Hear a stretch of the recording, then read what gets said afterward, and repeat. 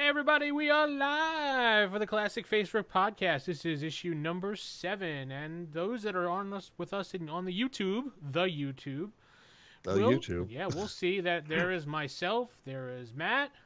Hello, everyone. And there's Nick. Hello, everybody. Wow. We sincerely apologize to anyone out there that he is offended by his comments. Nick is drunk. Yes. I am not drunk. He's seeking recovery after the show per Wild Games Productions. He's been found in violation of the WGP wellness policy. We're still using that? How many have I violated already? Where's that GM sound when you need it? I've been so violated. Oh, yeah, the link works, by the way.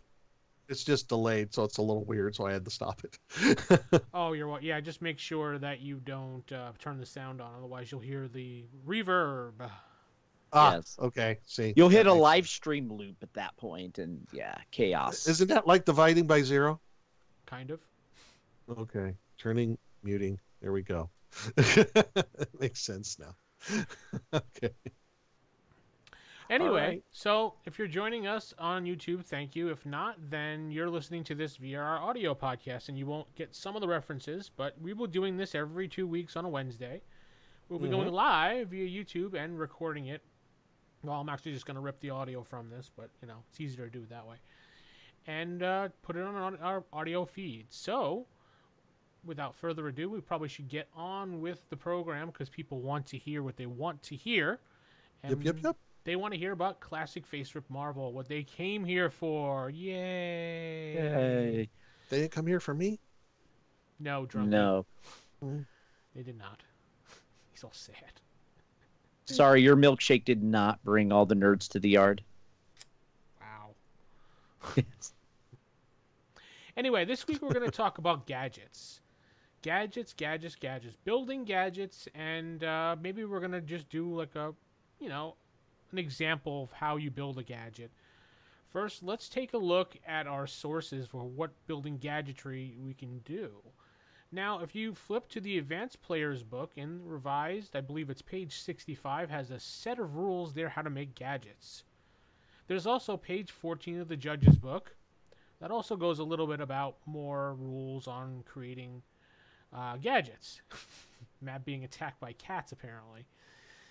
That's his gadget. That's his gadget. Yes. Go, that was my autonomous cat. Go cat. The autonomous cat. Anyway, so there also you want to reference page 17 of the Advanced Player's Book, which is material strengths. That'll come in handy along the way because you're going to need that when building the material you need. Also, page 66 has the range ranks in the Player's Book. That's also another good reference. Mm-hmm. So with that said, go ahead, Nick. I'm sorry. Would the Ultimate Powers book maybe be useful as well for some of this stuff? Only if you want to reference an item that might be in there, but I would suggest just sticking with the core books because it does it's kind of confusing and not so confusing once you listen to it and do it a few times on your own. Right. Okay. Just asking. Okay.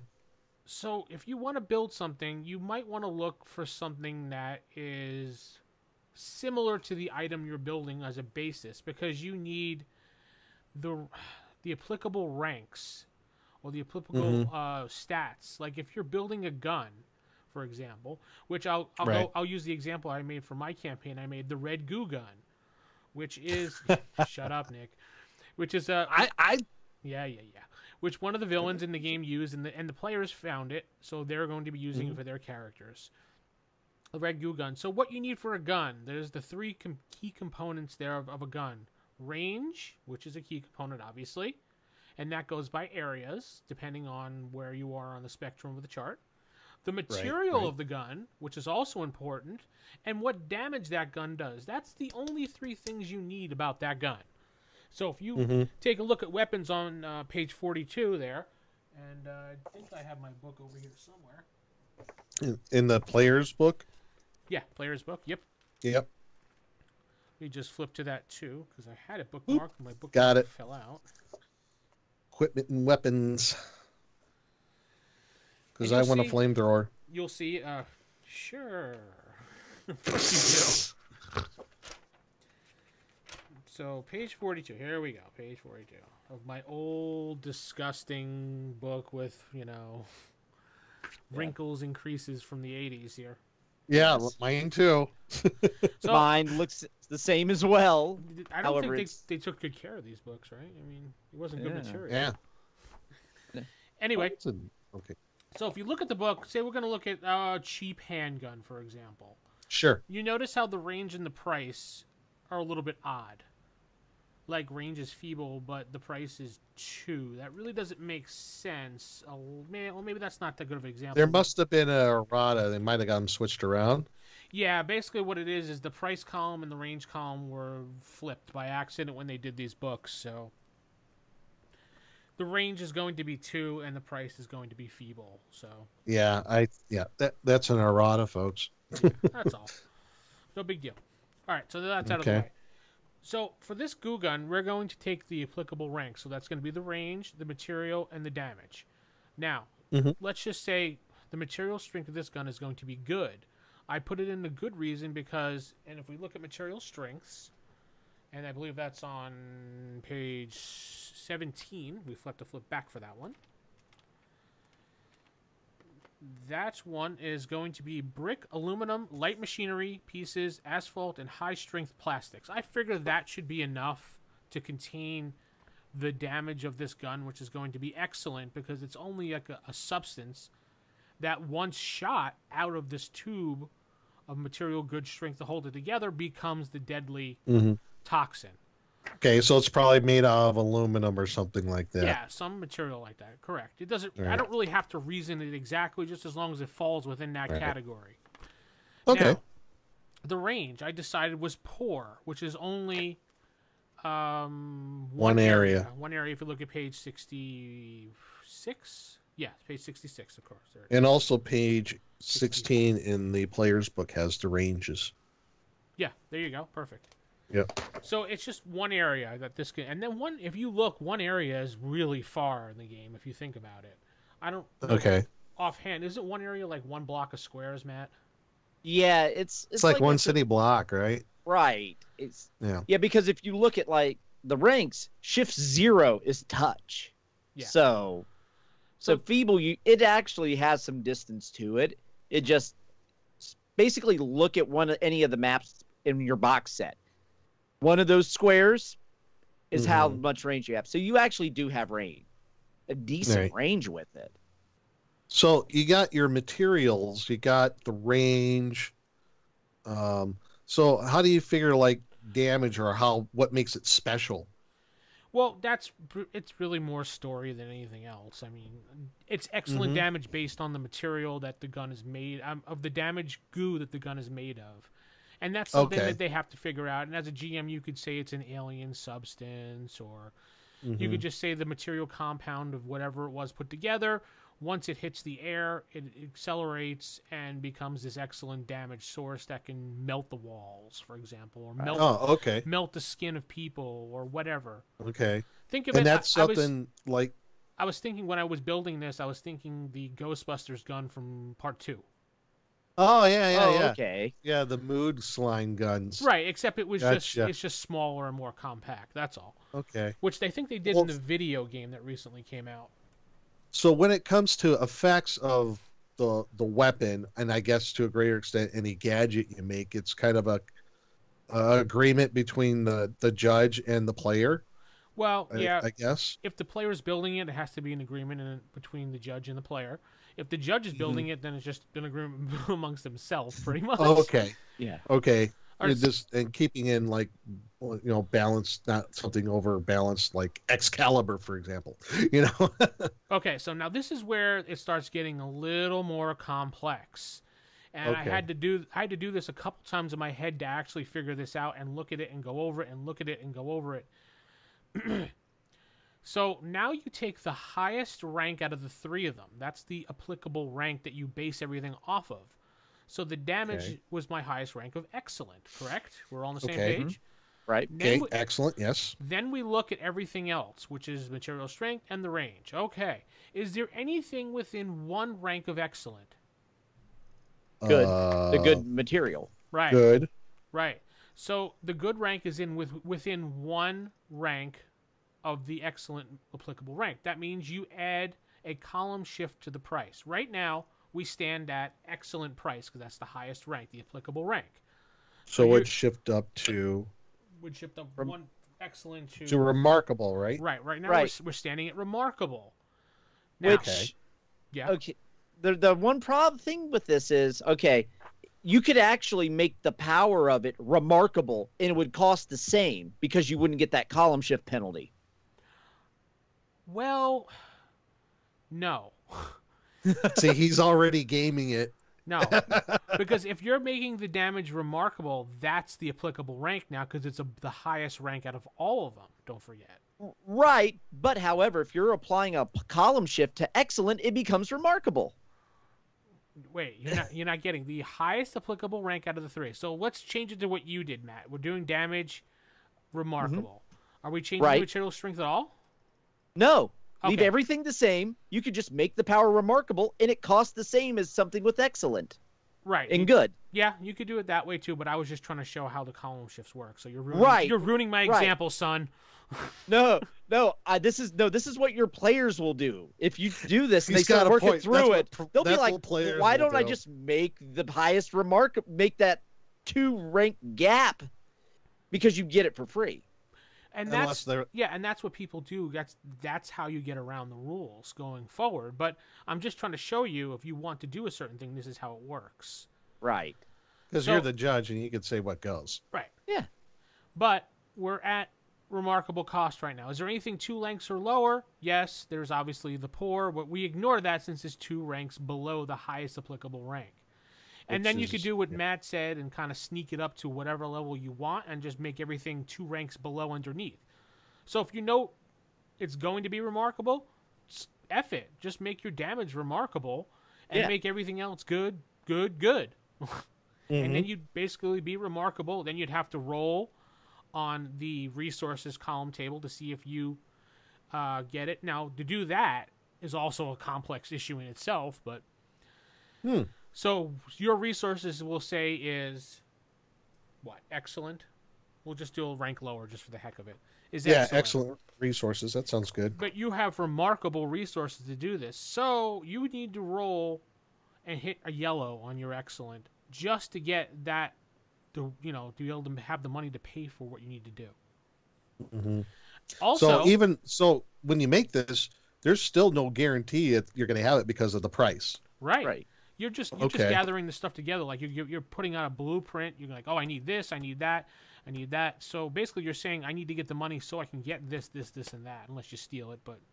Oh, I see. So you might not be able to find the materials to even make it in the first place. You can go do loans and things like that and overextend yourself, and there's ways to do that in the rules, but that's for another completely different show. So. Yeah. Finances. But we're not done yet. Oh. Because not only do you have to roll for the resources, now you have to roll under reason to see if you're able to put this together. Oh, jeez. So let's say your reason is good, and you have that remarkable again. Well, you're going to have to get in the red area just to even be able to build it. And that's what? 98, 99, and 100. And then once it starts getting above those 2 column shifts, it'd be almost impossible to even get it because you'd have to roll a perfect 100 to even try to get it if that's what your DM rules. So. Go. And then. What? What? Whoa. You're like blinked out there for a moment. Oh, I don't know. Yeah, we thought your gadget misfunctioned. Your gadget misfired and you froze. We're like, and you froze it looking down. I'm like, oh my God, he failed his ranks. Yeah, right. But then there's also the how many days it takes, and that's also the same rank. So remarkable, it'd be 30 days to build this item. So okay. Yeah, but then if you build it piecemeal instead of all at once, the math doesn't work out the same. No, and that's really weird because there's a way to get around everything in the game by the rules. So yeah. let's say you want to break it down like Matt's saying. Okay, remarkable. Say you don't have the resources, you don't have the resources, you don't have the reason, and you don't have the time. So let's break it down. So you're trying to stretch it out. Let's break it down. So you're getting the material strength with parts to build the gun, which is good. So all you have to do is roll the good reason, the good resources, and it only takes 10 days. All right. Now the damage. Well, we can kind of word that however we want, but let's just go with you blah, blah, blah, blah, blah, the damage. And now it's going to take you another, 20? Yeah. Another 20 days, a 20-column roll, a 20-column resource roll. Maybe you can do that. So that's now 30. Right? Are we on the same page? Yeah, that's now 30. So now we're at the remarkable rank, but we still have the range poor, which, however, you're building the last piece of it, and that's pretty much a given, and that's an extra 4 days. So you're taking 34 days to do this. So what we originally said of 30? Yeah. So you're just adding really an additional 4 days. 4 days, but it's a lot easier to make all those instead of those checks. Yeah. Because instead of having to make 30, you're making 10. You're making a good. You're making a good. Mm-hmm. You're making a feeble. See, he's thinking about what your players would do. Possibly. For a 4-day difference. So take your time, and it becomes a lot easier. That's what my players would do too. Now, so let's move on to something else. Another example, I started making up one of the characters in the group. He's called the Metal Adder in my game, which is a weird name, and he got nicknamed it by accident by the news because the news is just dumb in Dallas. So I decided they called him the Metal Adder, and he's like, I'm not a metal snake. Well, apparently you are a metal snake, buddy. So he wanted to build a suit. He wanted to do something like, oh man, I can't think of the superhero's name.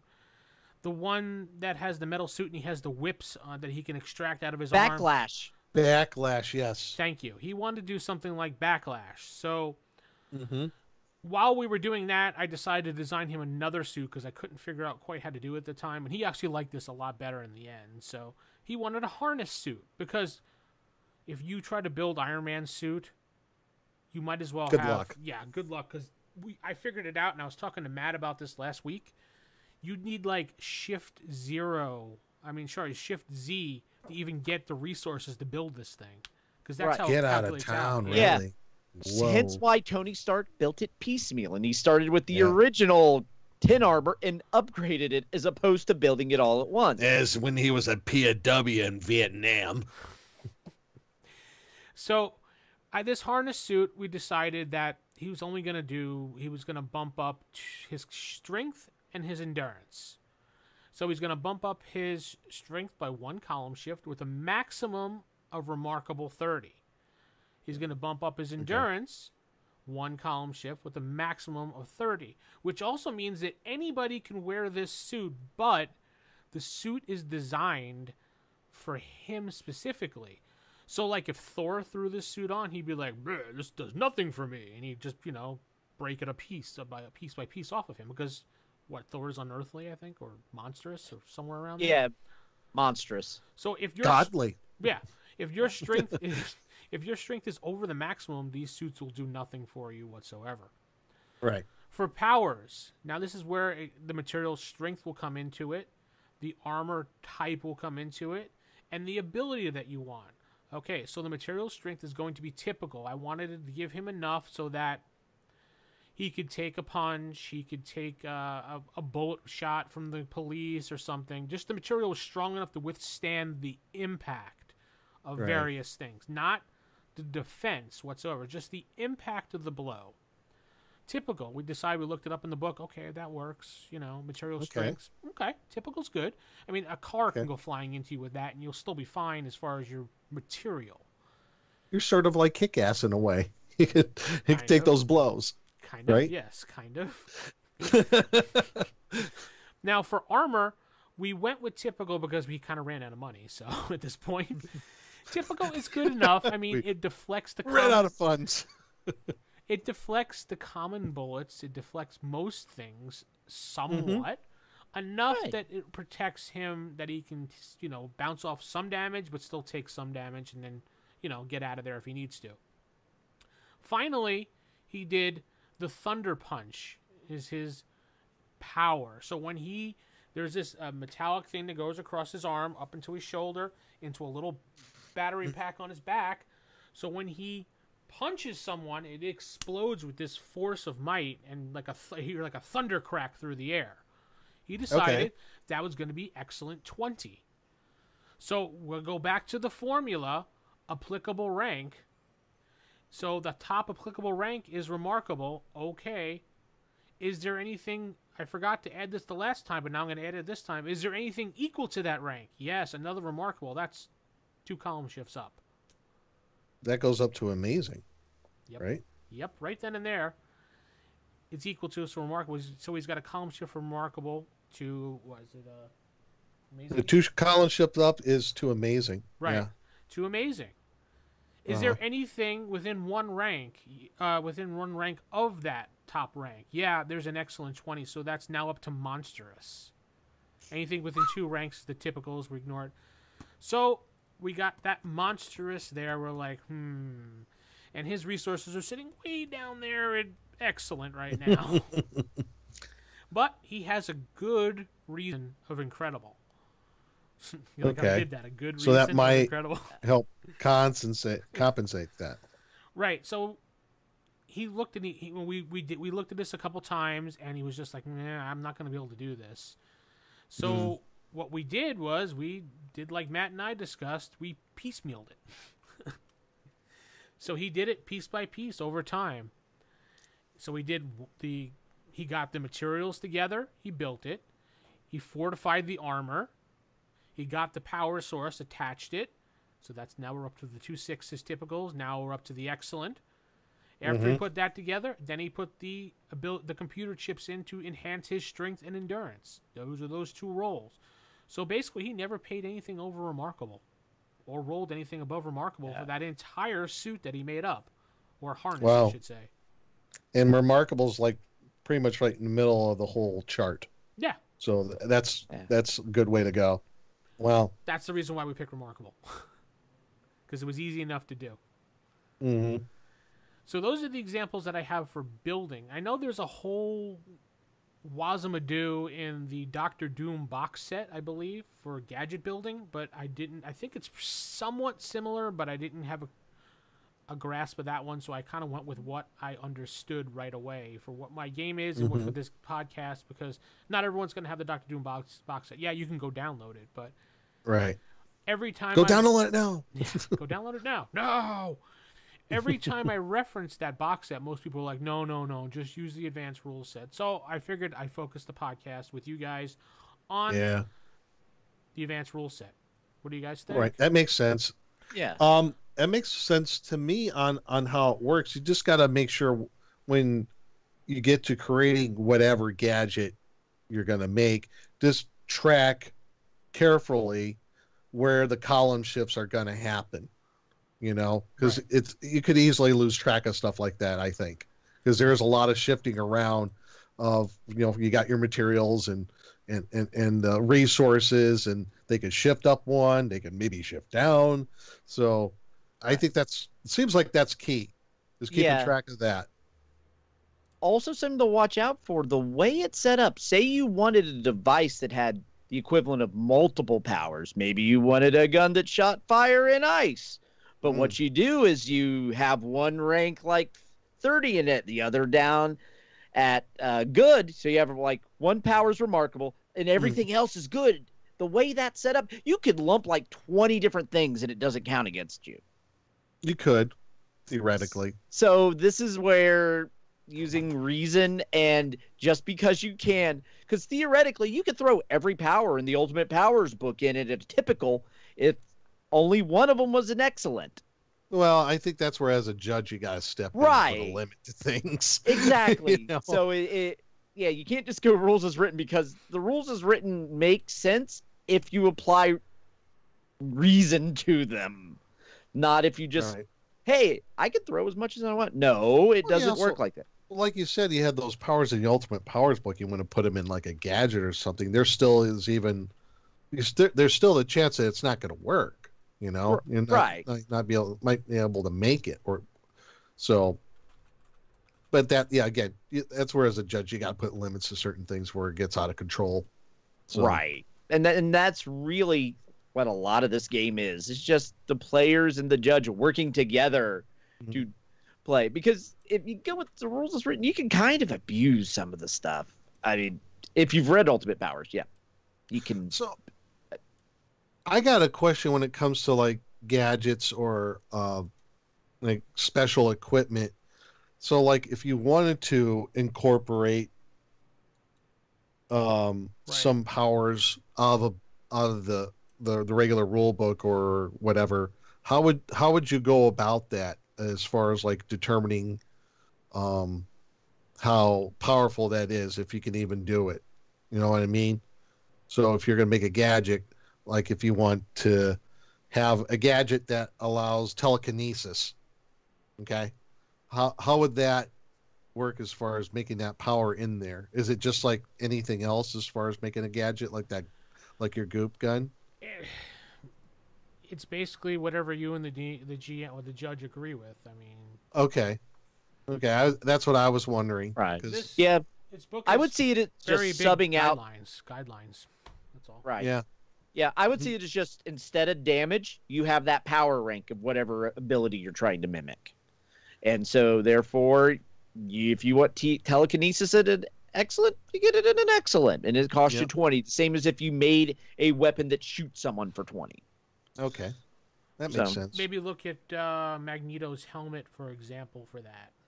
What material strengths, what basics, what applicable ranks would you use on that? Okay. Okay, that makes sense. Okay. Because you could build, because I know one of my friends was talking about building like a headband to go around his head to protect him against the mind control person in the group, which I have to figure out how to do that next. Okay. But I don't know if he has the reason to do that, because I think his reason's only like typical. So. Wow. But the group also is in the process of researching something called a robot assistant, which can basically build stuff for you. Oh boy. Like a Jarvis type thing in your. I was just thinking like, or like that stupid little, what was that robot? Herbie. Herbie. Herbie. Remember that from the Fantastic Four cartoon? Or like the robot in the new Lost in Space on Netflix. Oh, I haven't seen that yet. You may want to watch it. It's actually very good. I heard it's very good. Yes. Okay. I binge watched all 10 episodes in a row. Oh, binge watch. I feel shame. No, don't be shamed by that. Binge watching, everybody does it. So those are your examples of how to do it, how to build a gadget, and what you can do. Basically, first base it off something else. If you can't find something else, just build it with your GM, however you want. Add whatever you want to it. Just find something similar. That's how you base it off of. If it's something that's not, like a headband or like a helmet, think of the applicable ranks you're going to need. Well, you're going to need the strength material, at least. You're going to need some type of armor protection, maybe. And you're going to want some type of power / ability. And each one of those is individual, so you're going to add your face rip in there somewhere. And that's the way the cookie crumbled. A gadget cookie. Yeah, one that makes cookies. So with that said, if you have any questions or comments, please do leave us a comment here on YouTube or via our email, Matt. It is bullpen@classicfacerip.com. Excellent day. So why don't we head into our email bag or our bullpen area? Yeah. Yes. Yes, and we do have emails. I was walking over to the email. Never mind. Yeah. from our buddy too. Yeah. Yep. We got email from Steven. We also got an email in from Tim here. When we were talking about villains, he was surprised we actually didn't mention the Sentinels from the Nightmares of Futures Past modules. Yeah. Yeah. So, and he said those are some wicked bad guys. Have any of us ran or played that campaign setting? I have them. Haven't played them, but I do have them. I have the modules like, gosh, was it? Isn't one called Reap the Whirlwind? And And there is a Days of Futures Past, or I think Nightmares that's of the Futures first Past. one. I only had the second and third one. I could never find the first one when I had them. But yeah, they stat out all the different versions of the Sentinels, including Nimrod. Right. Yes, the Alphas, the Omegas, Nimrod. But yeah, those are definitely some villains. If you're going for that type of feel, definitely use them. Because yeah, and that's the thing. Those modules, there was a lot of characters and villains that were included in those modules that weren't included in anything else. Right. It was like if you wanted Sabretooth in your basic game, you had to get him out of one of the modules. So isn't there a Sentinel version that's like a it looks like a regular human? Wasn't that? I thought there is in the comics. What I'm blanking on her name. I have the picture. She's kind of got the one cannon arm. But yeah, there is that form of Sentinel. They pose as like human beings, so they can root out mutants. If I do remember that. Right. So yeah, there's lots of different ways to use those. We have a cat making an appearance here. And then we also have an email here from Steven. Wrote in. Our buddy. Yep, our buddy. He went ahead and he actually statted out the A-Team and Knight Rider. Yes. Michael Knight. The Knight Rider. Yes, so and that is, if you wanted to do your 80s action, like and the guy. Kit. Yes, and Kit. So you got the stats for Kit here. I could also see you trying to stat out like a MacGyver. Oh, yeah. MacGyver would. Oh, yeah. He would have to have some sort of skills to give him a bonus just to create gadgets out of like junk. So, how about statting Charles from Charles in Charge? Oh, Scott Mayo. No.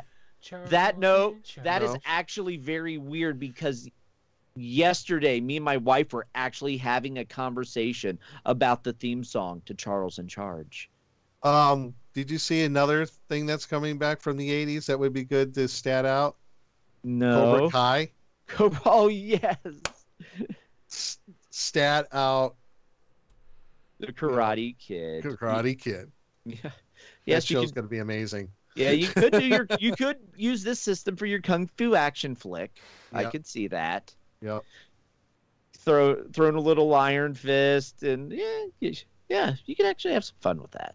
Yeah, I love these statting out the A-Team. That would be so great to throw in a campaign, the A-Team. It would be so much fun. But I could see these characters from the 80s in a Marvel superheroes game. It would not be hard to do, you know? No, I mean, if you're going for like the low power campaign, these guys would fit. Right. I mean, if you think of just the crazy crossovers they did back then, they had Transformers and they had G.I. Joe running around. Oh my God. So therefore, anything from that, go for it. I mean, it actually in a weird way works. Like if you wanted to put in Mask, if anyone remembers that cartoon. Oh yeah. Mask. Yeah. So yeah, basically, if you could really go just all 80s nostalgia with this, if you wanted to. GoBots. The Transformers ripoff. Right. And then he also goes in an email bringing up some of the Easter eggs from the Silver Age module supplement from the Facebook group we talked about. Really? Like when it comes to the ads, like the rubber mask in it were offered by Quentin Beck. The Master of Kung Fu is Shang-Chi instead of Bruce Lee. Yes. Yeah, the wanted poster is for the Hulk taken from the pilot of the TV show. Yeah. So yeah, there's just all of those little things in there. And then like the ad for the Amazing Spider-Man looks like it was straight out of TV Guide from back then. They did such a great job of putting that Silver Age supplement together. Right. It looked so like authentic from the time. Yeah. It was pretty impressive. Right. So definitely go to the Facebook page, the Unofficial Canon Project, and check it out. I mean, I know we've said it before. They did a great job on that. So yeah, give it a look. It's fun. Here's when they when the Tomb of Dracula, the soil from it. Yeah. The Tomb of Dracula ad had soil offered by Harold H. Harold. He was a pulp writer back in the day, appeared in the comic itself, and actually helped Frank Drake and Rachel Van Helsing resurrect Dracula to fight Dr. Sun. There is some real esoteric references there. Right, or the pet raccoon that you could get actually is referencing Rocket Raccoon. Raccoon, yeah. Yeah. And the location of Man. And I need that guy's leg. It's important to me. Yeah. So, and then also he brings up that the article from Dragon 197 that has been included in the Golden Age source book as well from the Unofficial Canon Project. Mm-hmm. So, and he's working on just cleaning up and correcting it. And so he's just doing a little work on that. So, and then we had that whole discussion on Karma about Vince's villains. Yeah, right? And how that all plays out. Right. So he talks about just in the rules how Karma's lost and goes into that. So you could just kind of read that. We do have a question in our chat by T. Watts. How is it possible that Iron Man can afford his suit? We kind of went over that. He basically built it piece by piece using the rules that we talked about. Right. Building it piece by piece, which he did. Piece by piece, he built it in that cave. If you saw the movies. I mean, I forget how he did it in the comics. I'm sure it was similar. It's been a while since I read Iron Man. Yeah, Iron Man in the original, back in the day, was, I believe, Tony Stark got captured by the Viet Cong. He was in Vietnam, and he built the suit out of stuff, materials when he was in, when he was a POW. Right. It was like the scrap materials he found, so he didn't even have to make a resource. It was kind of already there, and he just salvaged what he could out of. So it'd be one of those instances where you asked your judge, hey, what do I have at my availability right now? And he's like, well, you have typical strength, this and that. Look at the stats for the original Iron Man suit and the powers. Compare Mark it. 1? Yeah, the Mark 1. Compare the Mark 1 to the current suit and see the difference. I think that is statted out in the weapons locker book. The Mark 1 is in there, I think. But I would have to look, but I'm now, pretty sure it is. At this point, he can afford it because what is he working for? He's a billionaire for one. Yeah. He has, S.H.I.E.L.D. behind him for technology and resources, the government, everything like that. So he has unlimited resources to build those wonderful, wacky suits he has now. Right. But to get around it, because we did stat up that Iron Man suit, did it piece by piece, and saw that it was like what did we say, Shift Z or whatever? Yeah, it was a Shift Z. It was to the end of the chart, pretty much. So, which is basically impossible for anyone, most billionaires at that. So, how can you get around it?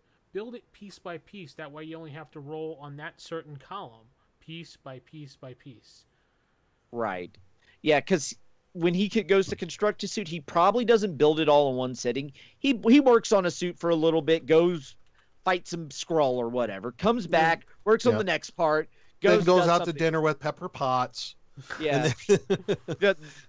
Goes into rehab. Has a heart attack, comes back, works on it some more. Yep.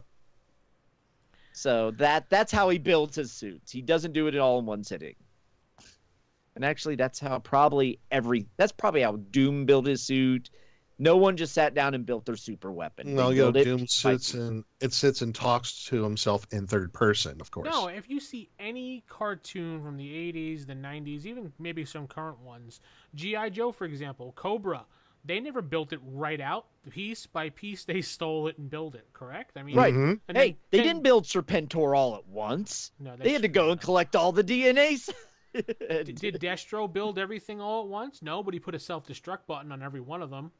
Yeah. Why? No idea. What Matt was saying there, Serpentor? You could use the rules to for genetic experiments too.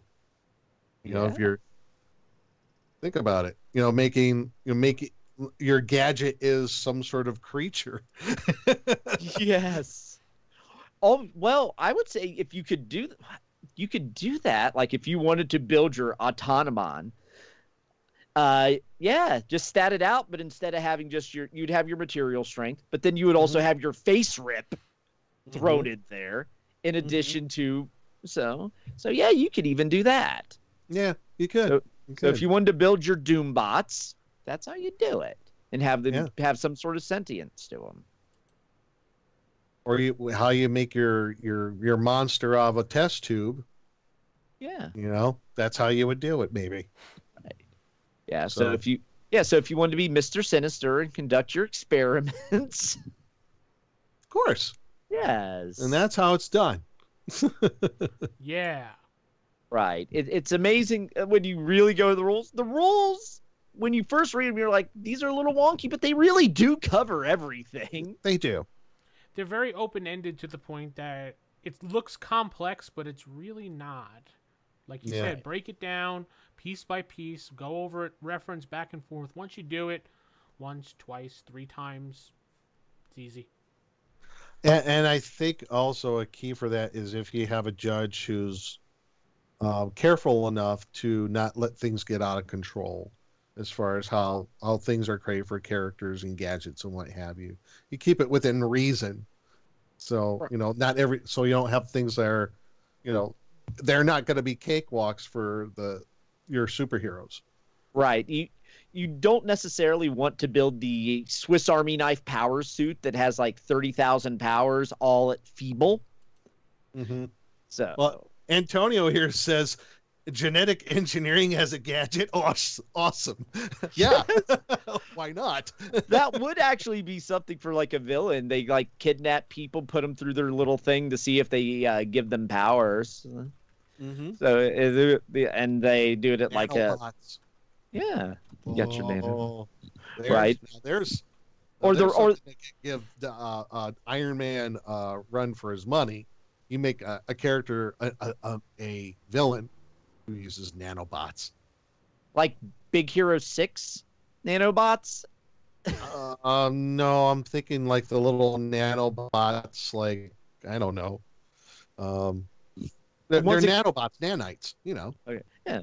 Well, they had the nanobots in Big Hero 6 that the villain used to basically build anything. Yeah, pretty much. Kind of like that, but smaller, microscopic, or close to it. Yes. Make nanites. Antonio was asking, do I think gadgeteering is easier than advancing powers? Hell yeah. Yeah. Build everything. You don't have it innate, just make it as an object. If it breaks, you could probably build another one easier than you could advance your power a point if you're using like the advancement. And that's why Iron Man could take on Thor for the most part. Right. Because he was Thor always improving his stuff. Right. Because he can always upgrade. You can't upgrade. Thor can't upgrade. No. We don't know he can. Right. I don't. Yeah, it's not like you could construct Mjolnir. So you can like dual wield hammers. Oh, that would be cool. Yeah. So, but yeah, there's. The more I'm thinking about it, now I'm having visions of like being captured into like the genetic engineering pod. They roll the power, it succeeds. So then if you go to the random power table, roll that, and that's what you get at that rank of whatever device it has. I just love the idea. I don't know why it stick with me, but the idea of a villain who's a mastermind and he uses little robots and nanites and everything to do all of his stuff. I think that's a great villain. He just sits back and controls everything as opposed to actually doing anything. Yes, he's like the Dr. Evil, but with nanobots and little robots and things. Are you describing Despicable Me? Yeah, you kind of are. It is him. Okay, so now we need to stat out. His minions are not mechanical; they're genetically engineered. But Weird. Yeah, that's kind of from Despicable Me. Yeah. Okay, so now we have to stat out Gru. Oh my God. Yes. Gru, his giant freeze gun, and the car, and that actually has lots of gadgets. And especially if you go Despicable Me 3 with that villain and all the bubble gum and I didn't get to see it all the way. Yeah, it goes for a lot of 80s nostalgia with the guy with the mullet and on the boat looking like Miami Steven, Vice. We have homework for you. Stat out the characters from Despicable Me. Bonus points if you sat out the Vince girl. is falling out of his chair because he's like, "Oh my God, because he knows he's going to do it. And then there's also the villain Scarlet Overkill in her rocket dress that she flies with. You know, well, now I'm thinking about statting out The Incredibles. Yeah. That movie's coming out in June. Yeah. The Incredibles 2. Yeah. Electric Boogaloo. So, T. Watts wants to know, is Dark Hawk's amulet considered a gadget build? Oh, yeah, Darkhawk. I forgot about that character. Yeah. I would say that would be more like how Moon Knight got his thing. Just kind of found it, inherited sort of thing. Right. It's like you don't build the Green Lantern. Like you don't build the Green Lantern ring. Yeah, because it wasn't Darkhawk's. It's like it's an alien. Why do you think it's like some gem or something, right? From another world. It's something alien, if I recall. Something alien. Yes. Something dark side. I'm not familiar with the character, so I can't really comment on it. Yeah, I remember him from the 90s. Someone help me out with that. So yeah, because he just randomly found a mysterious amulet when at an abandoned amusement park because he was witnessing it. He witnessed his father accept a bribe who was a cop from a crime boss, and then he discovered a mysterious amulet that allowed him to switch places with a powerful android that his mind controlled. Yeah. Antonio again says, so using genetic engineering as a gadget, we found a way around expending karma? Oops. Yeah. And this is where you need to use reasonability and be like, no. Yeah, the rules really require the judge to kind of rein things in from just getting silly. Well, you can get yourself a full suit as a tech hero right off the bat. I mean, sure. Right. Yeah. Or like you're saying, like a cyborg. What kind of characters are like cyborgs? Well, you got Forge. He's kind of a cyborg. He's got some cybernetic implants. Who else? Can't think of the dude's name. Besides Cyborg himself from DC. Oh, there's Deathlok, who's kind of like right. Deathlok. That's the dude I was thinking of from. He's on Agents of Shield right now. Yeah, he's an Agent of Shield. Kind of. Okay, he's freelancing. Right. It's kind of like how Punisher has the War Machine armor for some reason in the comics right now. He does. Yes, and he's running around punching everybody because he doesn't realize how to disengage the safety mechanisms. Yes, I'm just picturing Punisher and War Machine armor, and immediately I thought, awesome. Yeah. Punisher doesn't read safety manuals or the operating manual. He's like, he can't operate any of the weapons. He could just punch people. That's it. That's all he was doing. He was just running and punching people until he figured out how to disengage them, and then he was just like, oh, now he can do real stuff. Yeah. I like that Punisher and oh my gosh, that's so cool. So do we have any more emails, Matt? Yeah, and then we got more emails because Steven also was just writing in and he talking about he said for Vince it's like villain campaign. Check out the Gulf Coast Avengers book on classic Marvel Forever. Oh, I forgot about that. Yeah, something to throw in since you're basing them out of Texas. Yeah, the Gulf Coast. Oh, sorry. Yeah. Sorry to every Texan out there. Yeah.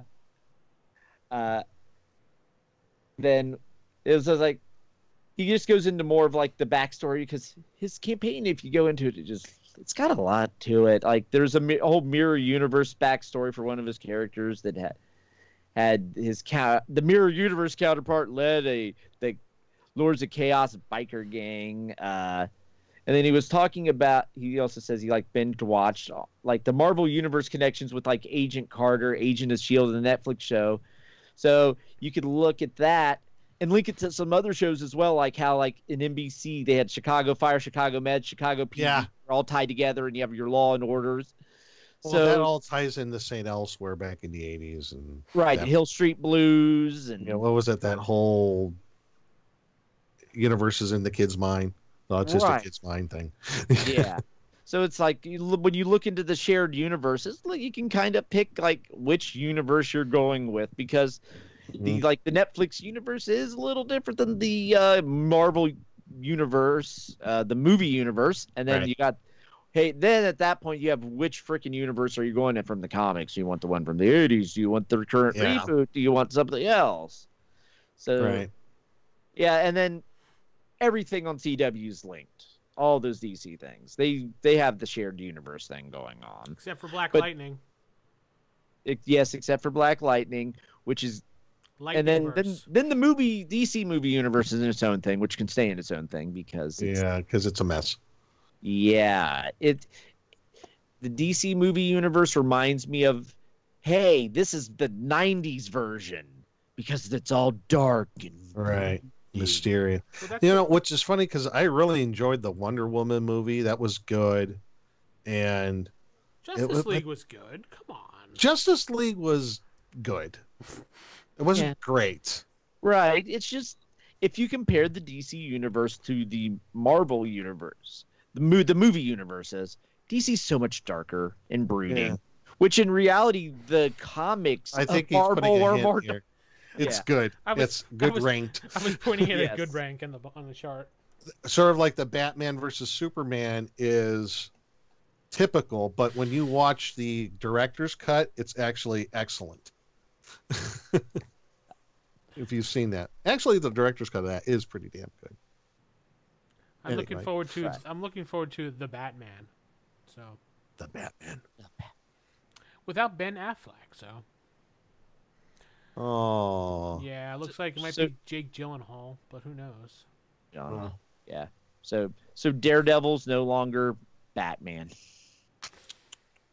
or the Phantom's no longer Batman. He was the bomb in that I knew you were going there. Oh, man. You saw it coming a mile away, and it still got you. No, Can you reach the internet and punch him? No. Well, he could build a gadget that does that.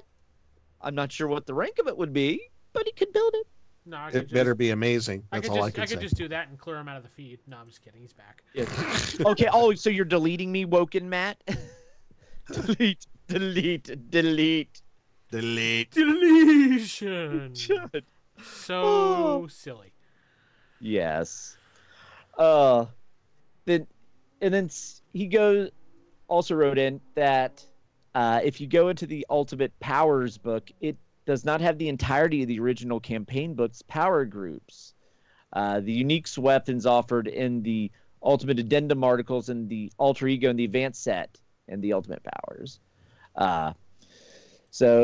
Because if you go in Classic Marvel Forever, their version of the Ultimate Powers book has all the errata and the corrections.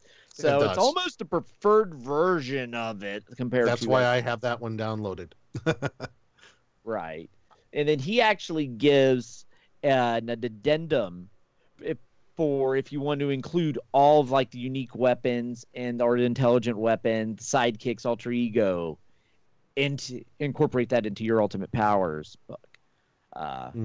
So it has your ultimate unique weapon, like if you got your Captain America's shield or Thor's hammer, and then he goes into just basically fleshing that whole thing out. I mean, it's a little lengthy here, and I don't really think reading the rules, but so maybe we can go. We can post that, maybe. Yes, post that portion out there. What do you think, Vince?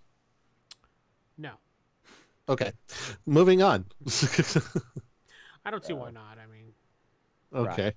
Yeah, it's just further modified, cleaning out. You'll discover a lot of what goes on in the community is just evolving the rule set. There's not and also the wealth of ideas that just come out of the communities is amazing. Right, and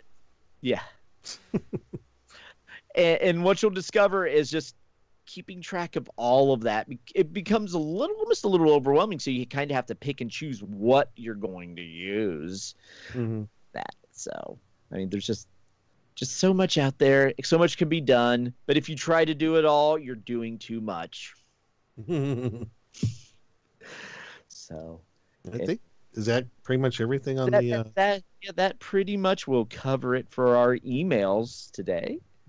So if you want to add in, write us at bullpen@classicfaserip.com, and we too can read your emails. So please write in, because we always love hearing from the community, and especially if you decide to like stat out Charles in charge and who's the boss. And the Despicable Me minions. Yes, we need the minions. I want the Incredibles statted out. That's what I want. Why not? That would be amazing, dude. And then we could have them do battle with the Fantastic Four. Yes. No. Okay. Yes. Yes. There's a secret meeting here. Yes. That's a definite no. All right. Well, we're out of emails. Think Yeah. so. Okay. Well, with that said, I think we're going to take off for the evening. I'm going to say this is DJ Vinsanity along with the Woken Matt Hardy and and Military Brother Man Nero. Nick. Yes. Brother Nero Nick. King Maxu. Ooh. Delete! Good night, everybody. If you'll excuse me, I am George Washington. the bureaucrat. Ponzi They're my triple